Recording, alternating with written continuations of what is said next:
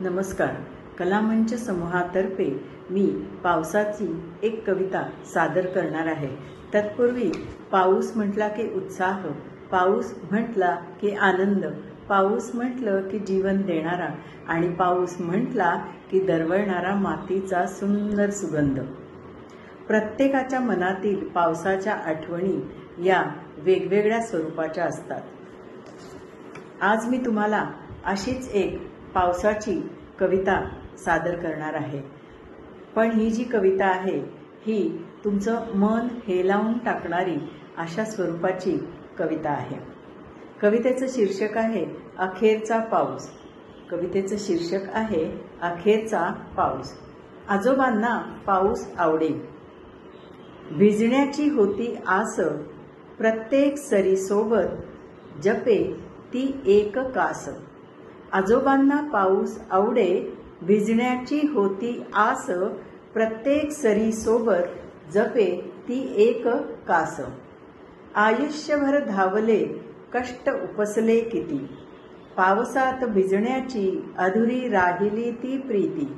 आयुष्यभर धावले, कष्ट उपसले किती, पावसात भिजण्याची अधुरी राहिली ती प्रीती. थंडीत कापर भरायचं, आजीची ती हाक, नको पावसात भिजू, आजारी पडशील आक. थंडीत कापर भरायचं, आजीची ती हाक, नको पावसात फिरू, आजारी पडशील आक.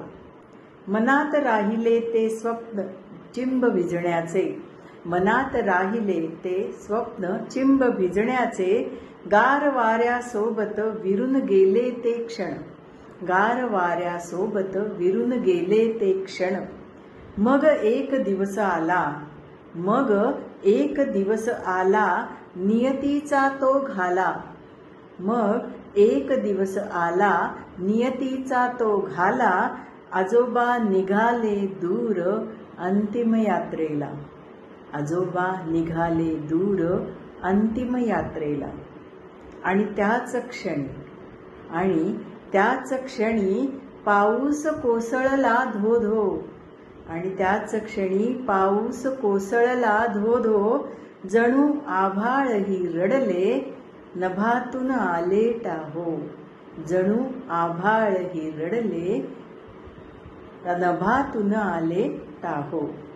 चार खांद्यांवरून जाताना, चार खांद्यांवरून जाताना देह चिंब भिजला. त्यांच्या आत्म्याची इच्छा पावसात पूर्ण झाली. आता ते पावसात भिजले, कुठलीच नाही भीती. अखेरच्या या पावसात पूर्ण झाली त्यांची प्रीती. अशी ही आजोबांना पावसामध्ये भिजण्याची राहिलेली हौस अशा प्रसंगी पूर्ण झाली. नमस्कार.